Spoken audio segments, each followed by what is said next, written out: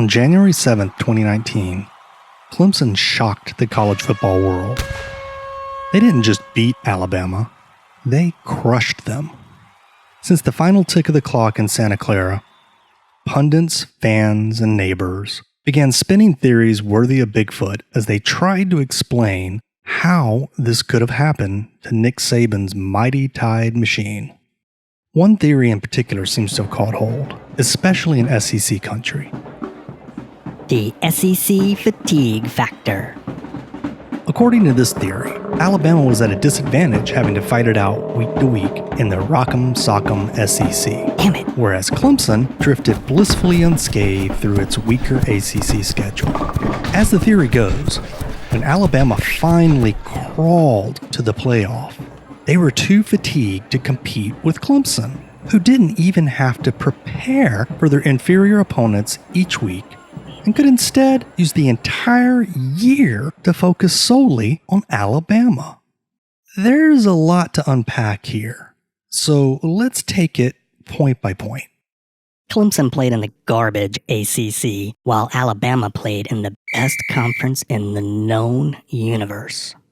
It doesn't take a rocket surgeon to tell you that ACC as a whole had a down year, and that the SEC was, in fact, stronger overall in 2018. But the narrative that the SEC was an unstoppable juggernaut has a few holes. For instance, the bowl record for each was pretty similar, and the second place finisher in the SEC, Georgia, a team many said deserved to be in the playoff, was manhandled by Texas in a game that wasn't nearly as close as the final score would have you believe. But you just said the SEC was stronger than the ACC this year. True. But here's the thing. Alabama doesn't play every team in the SEC. They play 8 of them. Well, 8 teams from a better conference has to be tougher. Maybe. Let's take a look. How then do we judge if these were fatigue-inducing matchups? Meaning, it cost something extra for Alabama to play those teams versus the level of opponents that others faced. The final win-loss record seems like a good place to start. Of the 8, 3 teams ended up with a losing record. Seems unlikely then that they would be the source of the rampant fatigue. But let's check the final scores in those games just to be sure. And predictably, Bama walloped all 3. But that still leaves 5 SEC fuzzy nut tough teams with winning records that Clemson didn't have to play. Except, Clemson did play Texas A&M in College Station. Alabama played them at home. So that doesn't really count towards the extra fatigue factor that we're looking for. Okay. So that leaves 4 full-on slobber-knocker, nail-biting slugfests that the Tide had to battle with every ounce of energy to the bitter end. Fatigue factor, here we come. First battle royale, Missouri. So, Missouri's only points came in the first quarter, and the margin of victory is almost 30 points. To be fair, sometimes the scoreboard doesn't tell the whole story, so let's dig a little deeper. Nearly doubling your opponent's first downs doesn't seem that mentally taxing. Yeah, I'm just not seeing the fatigue, unless they meant fatigue from running up and down the field at will damn near 600 yards worth. Clearly, the debilitating fatigue didn't come in this game. 3 more to go. Here comes the pain at LSU. Uh-oh. This is gonna be a problem. Not exactly a nail-biter. But there again, the scoreboard doesn't necessarily tell the whole tale. Maybe LSU just moved the ball at will on the Tide, but they just couldn't punch it in, and that caused the fatigue on the Crimson Tide. Let's see. I'm sensing a theme here. It's hard to spot the mind-numbing fatigue in this one either. Next man up. Mississippi State. Bring it, Bulldogs. Finally, a close game. To squeak by your opponent with a mere 4-score lead, that would shake even the hardest man to his very soul. Okay, I'm being a bit sarcastic here, but it is the closest point margin so far. That must mean other telling stats will show this to be an absolute gladiator death match. 6 first downs. 6. That sounds like it should be some kind of record, and not the good kind. Trying to argue that a team that couldn't even approach double-digit first downs and less than 200 yards in total offense was extra fatiguing, that seems like a bad job. So we'll just roll on through like Bama did through their defense. The Iron Bowl. Here we go. Finally, the brutal in-state rivalry, the Iron Bowl. 31-point squeaker, this one. I'm sure the yardage is close, though. Well, yeah, but playing an in-state SEC rival is always tough, no matter the final score, right? Clemson might agree. Their game with in-state SEC foe South Carolina was similar to this one. It actually may have fatigued them a little bit more than Auburn fatigued Alabama. Okay, so maybe Alabama's SEC schedule wasn't the fatigue-inducing nightmare we were led to believe. Also, I think it's worth pointing out that of the 4 SEC teams with winning records that Alabama faced, they played 3 of them at home, with LSU being the lone away game of those 4. But what about the other games? Could the non-conference foes be the actual source of the fatigue? Let's see. Yeah, I don't really want to talk about the non-conference games. Yikes. Well, that's just sad.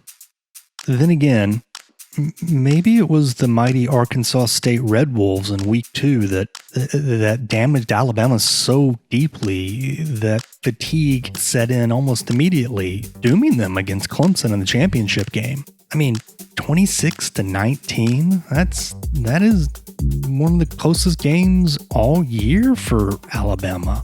Then again, it probably didn't have anything to do with the Clemson game. Just a thought. Alabama's regular season margin of victory in 2018 was, drumroll please, 35 points. The combined win-loss record for every team on their schedule, 75-72, which is barely over 500. The fact is, Alabama was never really challenged during the regular season.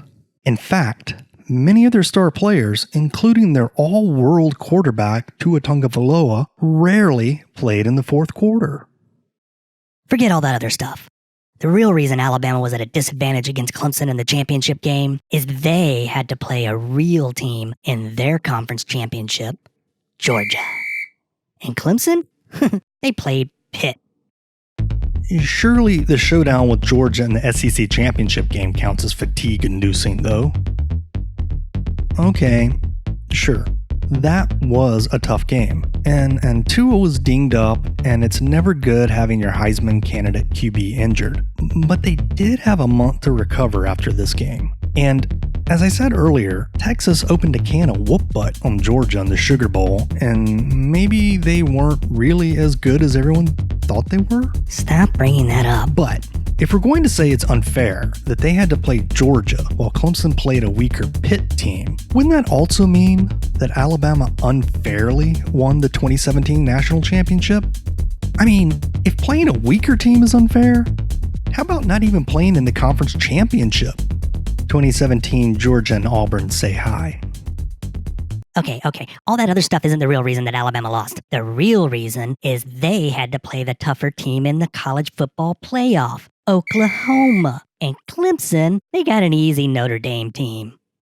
Okay, now we're left with the ace in the hole for the fatigue team, Oklahoma was a tougher opponent than Notre Dame in the playoffs.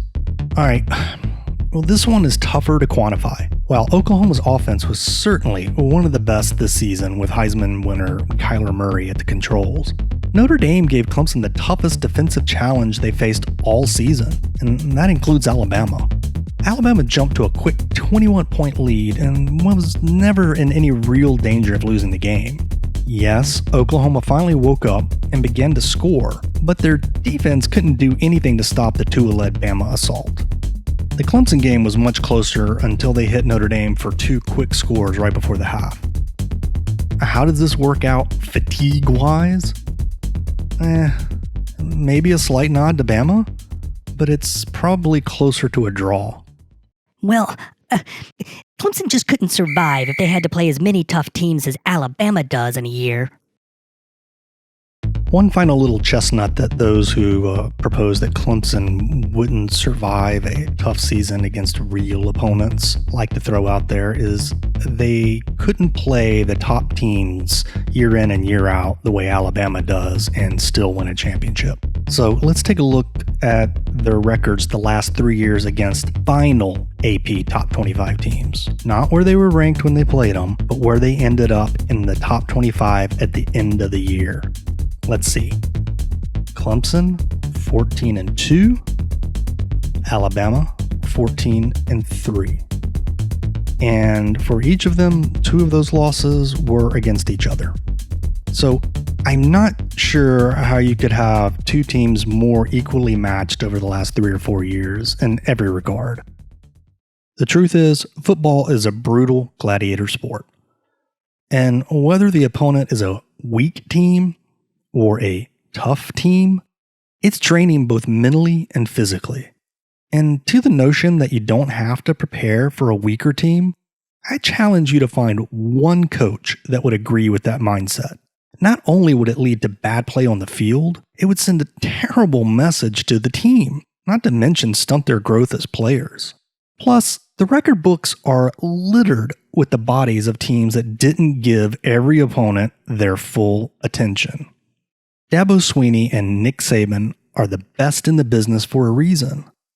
They know a loss can come at any time to any team. To think either of them would use large portions of the NCAA limited and therefore precious practice and meeting times to prepare for a future opponent instead of the team on the schedule that week is to believe in fairy tales.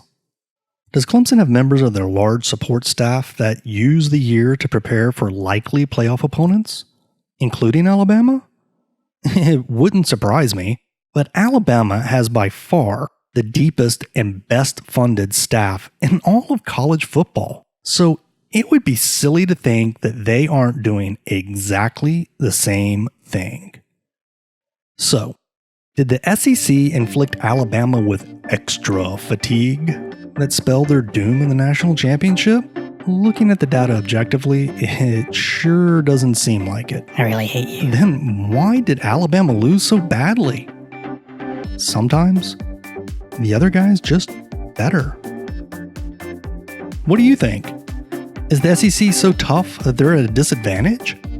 Or is that just a silly excuse to soothe bruised egos? Let me know in the comments below. And if there are any other topics you'd like to see covered, college football or otherwise, let me know about those in the comments as well. Oh, and don't forget to subscribe. It really helps. See you around.